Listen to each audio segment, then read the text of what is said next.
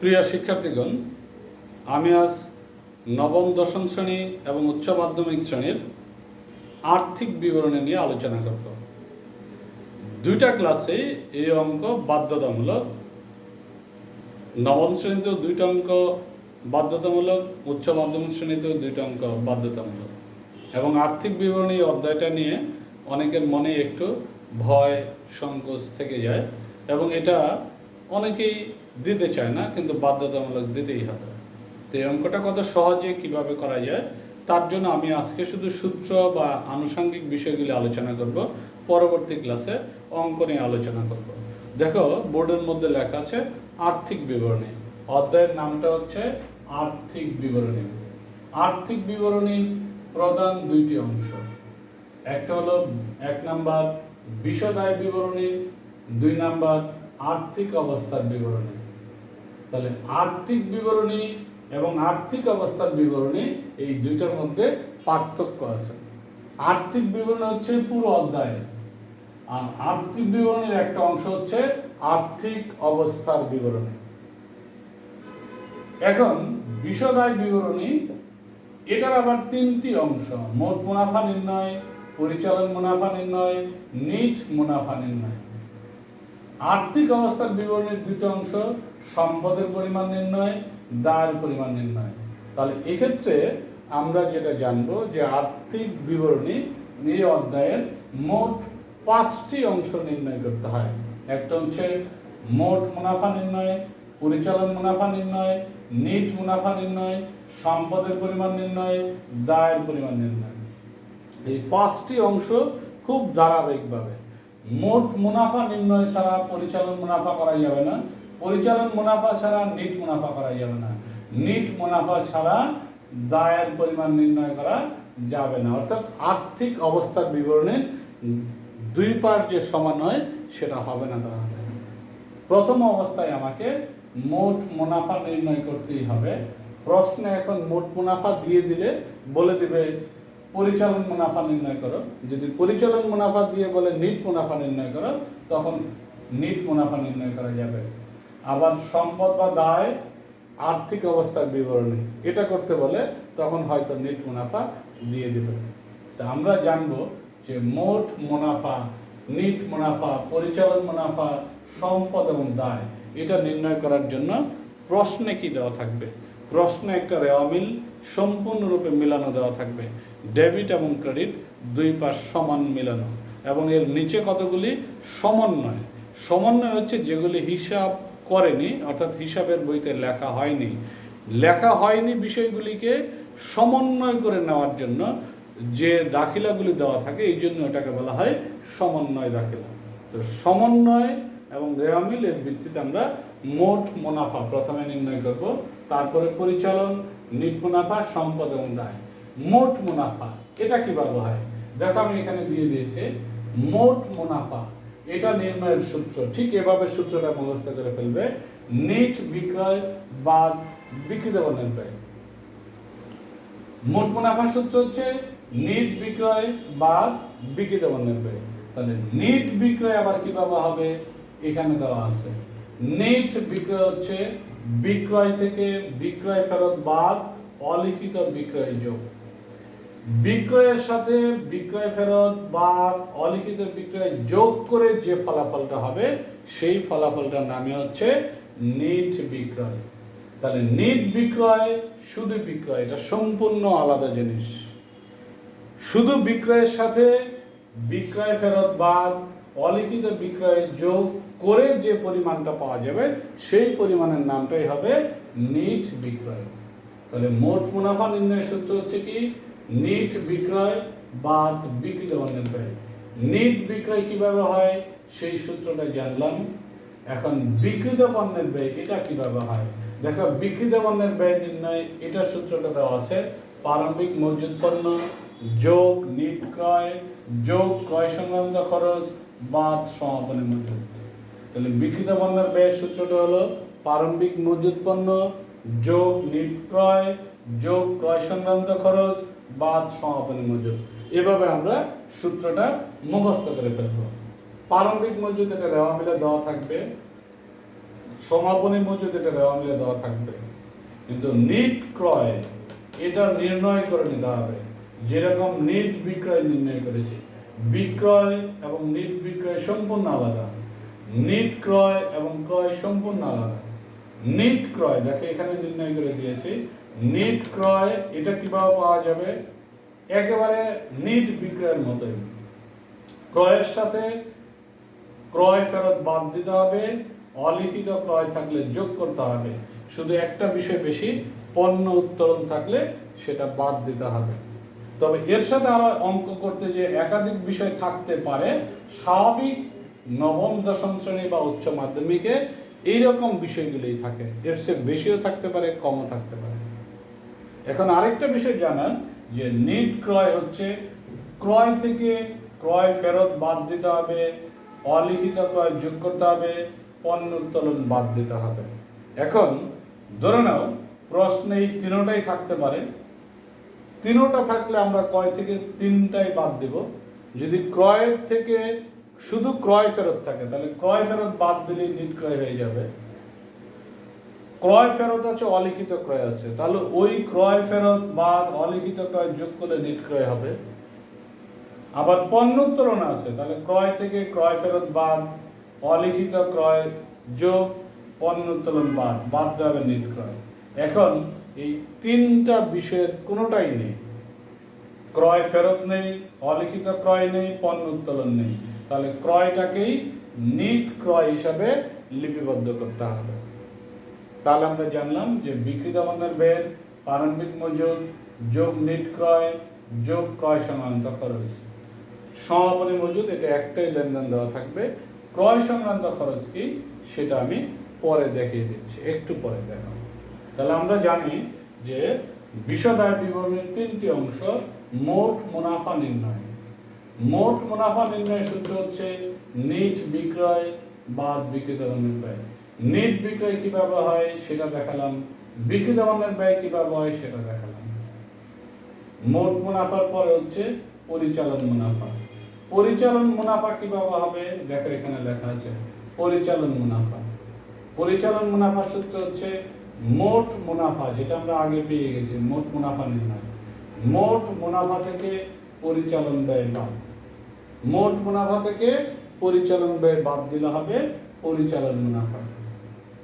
এরপরে তৃতীয় নাম্বার হচ্ছে নিট মুনাফা নির্ণয়। নিট মুনাফা কিভাবে হবে, আগে পরিচালন মুনাফা আমরা নির্ণয় করেছি, সেই পরিচালন মুনাফার সাথে অন্যান্য আয় যোগ অন্যান্য ব্যয় বাদ দিলে হয়ে যাবে নিট মুনাফা। তাহলে আমরা বিশদ আয় বিবরণীর তিনটি অংশ, মোট মুনাফা এটা সূত্র পেলাম, নিট বিক্রয় বাদ বিক্রিত পণ্যের ব্যয়। নিট বিক্রয় কিভাবে হবে, বিক্রয় থেকে বিক্রয় ফেরত বাদ অলিখিত বিক্রয় যোগ। বিক্রিত পণ্যের ব্যয় কিভাবে হবে সেটাও এখানে জানলাম, প্রারম্ভিক মজুদ যোগ নিট ক্রয় যোগ ক্রয় সংক্রান্ত খরচ বাদ সমাপনী মজুদ। তোমরা যদি এই সূত্রগুলি মুখস্থ করে ফেলো তাহলে অঙ্কটা করতে অনেক সহজ। এরপরে আমরা জানবো মোট মুনাফার পরে হচ্ছে পরিচালন মুনাফা। পরিচালন মুনাফা হবে কিভাবে, আমরা আগে মোট মুনাফা নির্ণয় করেছি, মোট মুনাফা থেকে বাদ পরিচালন ব্যয়। পরিচালন ব্যয় কি কি জিনিস সেটা আমি পরে বলছি। এরপরে হচ্ছে তৃতীয় নাম্বার নিট মুনাফা নির্ণয়। নিট মুনাফা হবে, এর আগে পরিচালন মুনাফা নির্ণয় করেছি, পরিচালন মুনাফার সাথে অন্যান্য আয় যোগ অন্যান্য ব্যয় বাদ। এখন অন্যান্য আয় কি অন্যান্য ব্যয় কি সেই বিষয়টা আমি বলবো। আর রয়ে গেছে আমার ক্রয় সংক্রান্ত খরচ আর পরিচালন ব্যয়, অন্যান্য আয় অন্যান্য ব্যয়। এই কয়টা বিষয় আমি এখন দেখাবো, সবাই বোর্ডের দিকে দেখো কিভাবে দেখাচ্ছি।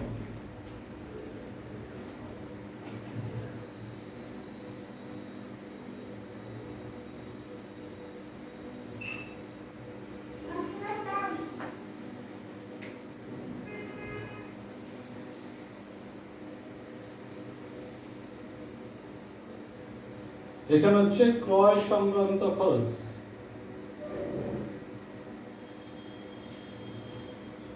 আর এখানে হচ্ছে পরিচালন ব্যয়, এটাকে আবার পরোক্ষ খরচও বলা হয়। যখন আমরা রেওয়ামেন্ট করি তখন মুনাফাজিত ব্যয় নির্ণয় সূত্র হচ্ছে বিক্রিত পণ্যের ব্যয় যোগ পরোক্ষ খরচ, আর পরোক্ষ খরচ মানে পরিচালন ব্যয়। এখন ওই যে বিক্রিত পণ্যের ব্যয় নির্ণয় ছিল প্রারম্ভিক মজুদ যোগ নিট ক্রয় যোগ ক্রয় সংক্রান্ত খরচ, সেই ক্রয় সংক্রান্ত খরচ কি কি সেটা আমি দেখাবো। আর পরিচালন মুনাফা নির্ণয় ছিল মোট মুনাফা বাদ পরিচালন ব্যয়, পরিচালন ব্যয় কি কি জিনিস সেটা আমি দেখাবো, এবং এই ব্যয়ের সাথে এই ব্যয়ের একটা সম্পর্ক আছে। সেই সম্পর্কটা কি দেখো, পণ্য ক্রয় করে আনতে যে খরচগুলি হয় সেগুলো হচ্ছে ক্রয় সংক্রান্ত খরচ। এরপরে বিক্রি করতে যে এবং অফিসে বসে যে খরচগুলি হবে সেগুলিকে পরিচালন ব্যয় বা পরোক্ষ খরচ। যেমন শুধুমাত্র পরিবহন অথবা বহন খরচ, এটা থাকলে ক্রয় সংক্রান্ত খরচ। ক্রয় পরিবহন এটা থাকলে ক্রয় সংক্রান্ত খরচ। আমি আগেই বলছি ক্রয় করে আনতে যে খরচ সেগুলি ক্রয় সংক্রান্ত খরচ।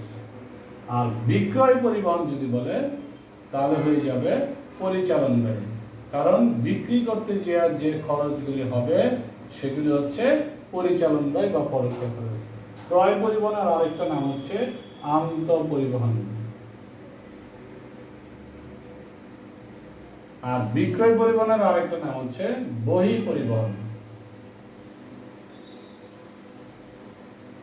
তার আমরা জানলাম যে শুধুমাত্র পরিবহন কথাটা লেখা আছে, ক্রয় পরিবহন বা বিক্রয় পরিবহন কিছু বলা নেই।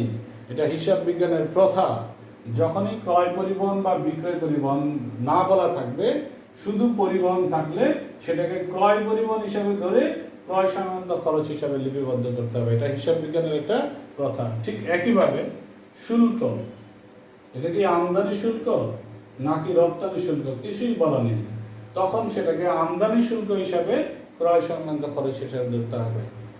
এরপরে আমদানি শুল্ক, সেটা এখানে আসবে।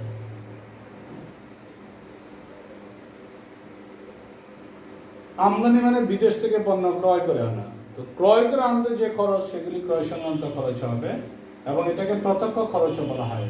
এটাকে আবার প্রত্যক্ষ খরচও বলা হয়। তাহলে ক্রয় করে আনতে যে খরচ, যেমন আমদানি, আমদানি মানে বিদেশ থেকে ক্রয় করে আনা, এই জন্য ক্রয় সংক্রান্ত খরচে আসবে আমদানি শুল্ক। আর যদি বলে রপ্তানি শুল্ক, রপ্তানি মানে বিদেশে বিক্রি করা,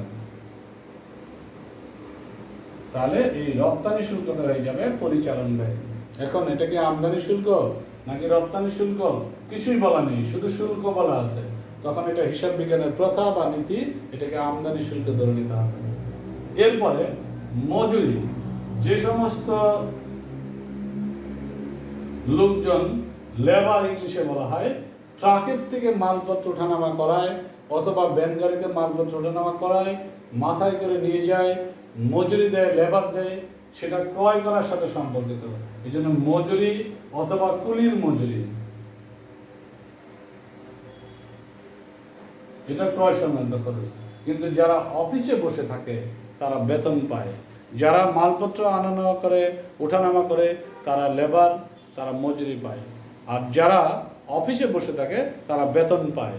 এই জন্য অফিসের খরচ এখানে কিন্তু অফিস আর বিক্রয়ের যে খরচগুলি আছে সব অফিস আর বিক্রয়ের খরচ একত্রে বলা হয় পরিচালন ব্যয়। আর ক্রয়ের যে খরচ সেগুলো ক্রয় সংক্রান্ত খরচ বা প্রত্যক্ষ খরচ। তাহলে শুধু মজুরি বা কুলির মজুরি, এখানে বেতন পরিচালন ব্যয়। এরপরে হচ্ছে পণ্য আনায়ন খরচ, সেটা এখানে আসবে ক্রয় সংক্রান্ত খরচ। এরপর পণ্য আনায়ন খরচ, পণ্য যা কিছু দিয়ে পণ্য আনবে সেটা ক্রয় সংক্রান্ত খরচ। জাহাজ ভাড়া, জাহাজ দিয়ে পণ্য আনা নেওয়া করবে, এই জন্য জাহাজ ভাড়া এখানে। কিন্তু যদি বলে ঘর ভাড়া অথবা বাড়ি ভাড়া, কারণ বাড়ি ভাড়া পণ্য আনা নেওয়ার সাথে কোনো সম্পর্ক নেই, জাহাজ দিয়ে পণ্য আনা নেওয়া করবে, তাহলে জাহাজ ভাড়া ক্রয় সংক্রান্ত খরচ। কিন্তু বাড়ি ভাড়া অথবা শুধুমাত্র ভাড়া লেখা থাকবে সেটা পরিচালন ব্যয়, কারণ এটা অফিসের জন্য ভাড়া নিয়েছে। এটা অফিস ভাড়া, এটা এই জন্য পরিচালন ব্যয়। এরপরে যদি বলে ট্রাক ভাড়া অথবা ভ্যান গাড়ি ভাড়া, কারণ ট্রাক অথবা ভ্যান গাড়ি দিয়ে পণ্য আনা নেওয়া করে, আর পণ্য আনা নেওয়ার জন্য যে খরচ সেগুলি ক্রয় সংক্রান্ত খরচ। এই জন্য ট্রাক ভাড়া অথবা ভ্যান ভাড়া এগুলি আসবে ক্রয় সংক্রান্ত খরচ। কিন্তু যদি বলে বাস ভাড়া অথবা রিক্সা ভাড়া,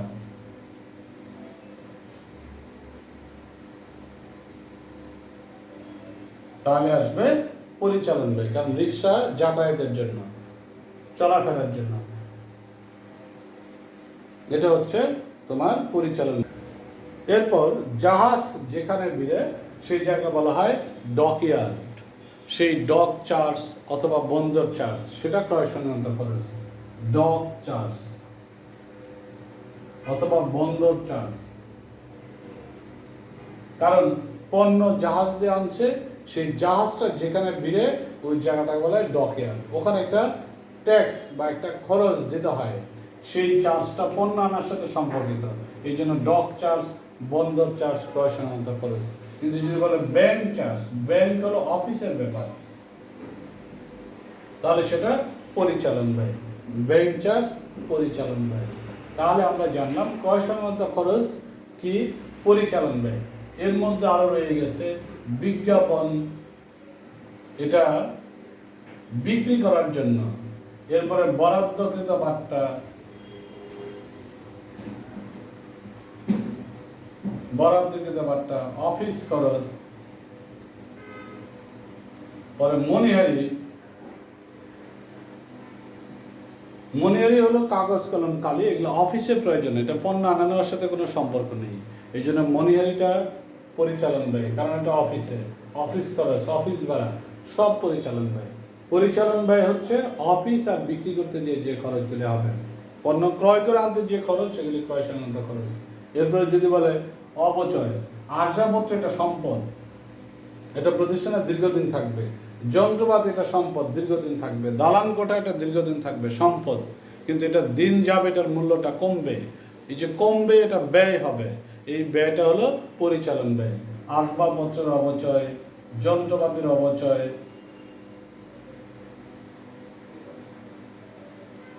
সকল অপচয়, যন্ত্রপাতির অপচয়। এখন কথা হলো এই যে আসবাবপত্রের অপচয় আমরা পরিচালন ব্যয় লিখলাম, তার অর্থ আসবাবপত্র পরিচালন ব্যয় বসবে না। আসবাবপত্র এক জিনিস, আসবাবপত্রের অপচয় সম্পূর্ণ আলাদা জিনিস। আসবাবপত্র সম্পদ, কিন্তু আসবাবপত্রের মূল্য কমে যায়, সেটাকে বলে অপচয়, আর সেই অপচয়টা পরিচালন ব্যয়। যন্ত্রপাতি এবং যন্ত্রপাতির অপচয় সম্পূর্ণ আলাদা, সেটা হয়ে যাবে যন্ত্রপাতি স্থায়ী সম্পদ, কিন্তু এটার মূল্য যে দিন দিন কমবে সেটা হলো অপচয়, সেই অপচয়টা পরিচালন ব্যয়। এরপর হলো সুনাম, এটা স্থায়ী সম্পদ, কিন্তু সুনামের অবলোপন এখানে আসবে, পরিচালন ব্যয়। সুনামের অবলোপন। ইজারা সম্পত্তি, এটা দীর্ঘদিনের জন্য ভাড়া নিয়েছে, এটা সম্পদ, কিন্তু এটা প্রতি বছরের যে অবলোপন সেটা পরিচালন ব্যয়। ইজারা সম্পত্তির অবলোপন।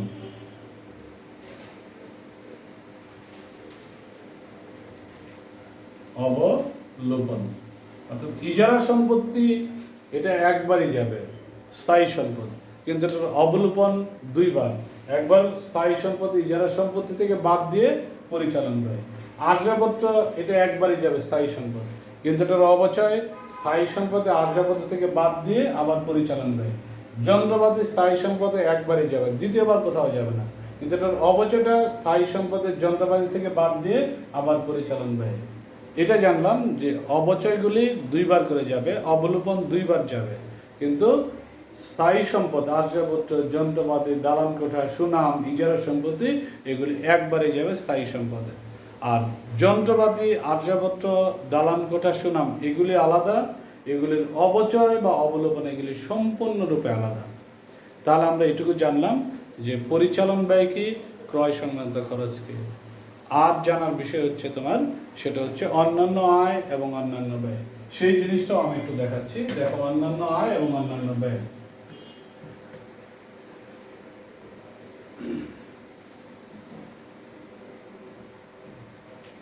এখানে লিখছি আমি অন্যান্য আয় আর অন্যান্য ব্যয়।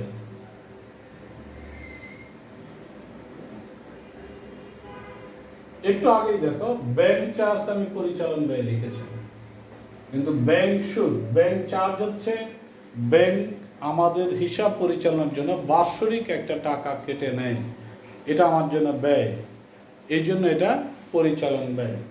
কিন্তু যদি বলি ব্যাংক সুদ, মানে ব্যাংক জমা টাকার উপরে আমি সুদ পেয়েছি, এটা আমার কাছে আয় এবং এটা ব্যবসা পরিচালনার সাথে সম্পর্ক নেই, জমা টাকার উপরে কিছু টাকা পেয়েছি, এই জন্য আমার ব্যাংক সুদ, এটা আমার অন্যান্য আয়। বিনিয়োগ, আমার কিছু অর্থ আছে, এটা অন্য এক জায়গায় খাটিয়েছি, অন্য এক জায়গায় জমা রেখেছি, সেখান থেকে আমি মাসে মাসে সুদ পাবো। এই যে সুদ পাবো এটা আয়, এটা ব্যবসা পরিচালনার জন্য আয় হলো না, এটা অন্য অন্য ক্ষেত্র থেকে আয় হয়েছে, এই জন্য বিনিয়োগের সুদ এটা অন্যান্য আয়।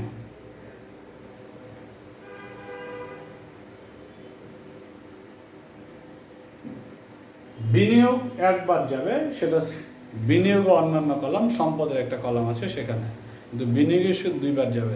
যেমন আসবাবপত্র একবার, এটার অবচয় দুইবার, যন্ত্রপাতি একবার, এটার অবচয় দুইবার। ঠিক একইভাবে বিনিয়োগ একবার, সঞ্চয়পত্র একবার, কিন্তু তাদের সুদগুলি দুইবার, একবার চলতি সম্পদে যাবে আর একবার অন্যান্য আয়, সঞ্চয়পত্রের সুদ।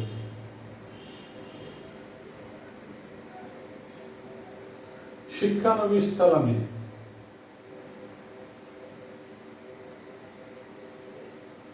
মানে শিখিয়ে মানুষের কাছ থেকে টাকা পাওয়া গিয়েছে, সেই শিক্ষানবিশ সালামি এটা প্রতিষ্ঠানের জন্য আয়। আর যদি শিক্ষানবিশী ভাতা বলা হয় তাহলে ব্যয়। এটা আমার প্রতিষ্ঠানের কর্মচারী অন্য জায়গায় শিখেছে, তার জন্য আমাকে টাকা দিতে হচ্ছে, ব্যয় করতে হচ্ছে, এই জন্য এটা হলো ভাতা। আর সালামি, আমার প্রতিষ্ঠানে এসে অন্য মানুষ শিখেছে, আমি সেই টাকাটা পেয়েছি, এটা আয়, এবং এটা ব্যবসা পরিচালনার সাথে কোনো সম্পর্ক নেই, এই জন্য এটাকে অপরিচালনা আয় বলা হয় বা অন্যান্য আয়।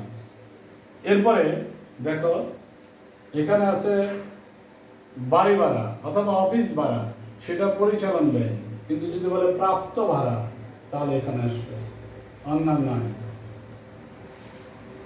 এরপরে এখানে ছিল কমিশন প্রদান, এখানে ছিল ধরে নাও কমিশন প্রদান,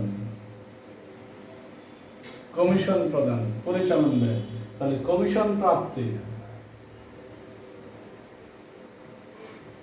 এটা অন্যান্য আয়। ব্যাংক চার্জ পরিচালন ব্যয়, ব্যাংক সুদ অন্যান্য আয়। কমিশন প্রদান পরিচালন ব্যয়, কমিশন প্রাপ্তি অন্যান্য আয়। বার্তা প্রদান পরিচালন ব্যয়, যদি বলি বার্তা প্রাপ্তি তাহলে অন্যান্য আয়। আমি আবার বলছি, ব্যাংক চার্জ পরিচালন ব্যয়, ব্যাংক সুদ অন্যান্য আয়, কমিশন প্রদান পরিচালন ব্যয়, কমিশন প্রাপ্তি অন্যান্য আয়, বার্তা প্রদান পরিচালন ব্যয়, বার্তা প্রাপ্তি অন্যান্য আয়। আবার শিক্ষানবিশ সালামি অন্যান্য আয়, শিক্ষানবিশ ভাতা অন্যান্য ব্যয় ও আছে।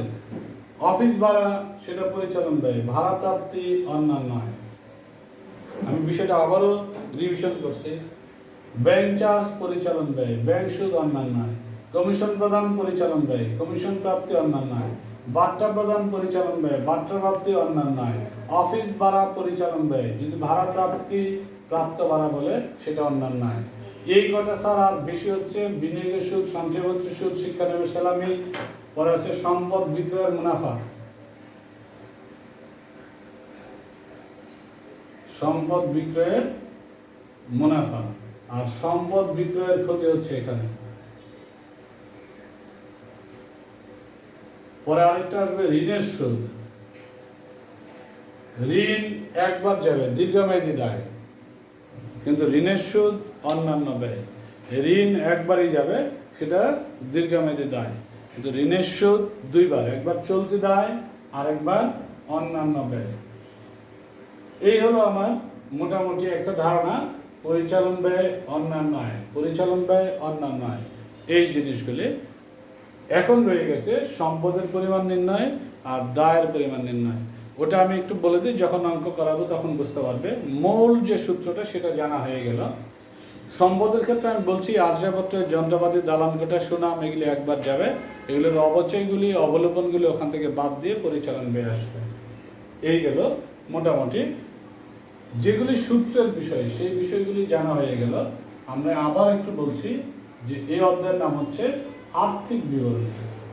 আর্থিক বিবরণী পুরো অধ্যায়টা, এটা প্রধান দুইটি অংশ, একটা হচ্ছে বিশদ আয় বিবরণী, আরেকটা আর্থিক অবস্থার বিবরণী। বিশদ আয় বিবরণীর তিনটে অংশ: মোট মুনাফা নির্ণয়, পরিচালন মুনাফা নির্ণয়, নিট মুনাফা নির্ণয়। আর্থিক অবস্থার বিবরণীর দুটো অংশ: সম্পদের পরিমাণ, দায়ের পরিমাণ নির্ণয়। মোট আমাকে 5টা বিষয় নির্ণয় করতে হবে: মোট মুনাফা নির্ণয়, পরিচালন মুনাফা নির্ণয়, নিট মুনাফা নির্ণয়, সম্পদের পরিমাণ নির্ণয়, দায়ের পরিমাণ নির্ণয়। প্রথমটা মোট মুনাফা, সেটা কিভাবে হয়? নিট বিক্রয় বাদ বিক্রিত পণ্যের ব্যয়। নিট বিক্রয় কিভাবে হয় সেটা দেখালাম, বিক্রিত পণ্যের ব্যয় কিভাবে হয় সেটাও দেখালাম। পরেরটা হচ্ছে কি? পরিচালন মুনাফা। পরিচালন মুনাফা হচ্ছে মোট মুনাফা বাদ পরিচালন ব্যয়। এরপরে হচ্ছে নিট মুনাফা। নিট মুনাফা হচ্ছে পরিচালন মুনাফার সাথে যোগ অন্যান্য আয় বাদ অন্যান্য ব্যয়। তোমরা এই সূত্রটা মুখস্থ রাখবে, তাহলে অঙ্কটা খুব সহজেই বুঝতে পারবে। এই ধারাবাহিক যে সিরিয়ালটা, তাহলে পারবে। ধন্যবাদ। আজকে পর্যন্তই। সামনের ক্লাসে আমি সরাসরি অঙ্ক দেখাবো। ভালো থাকো।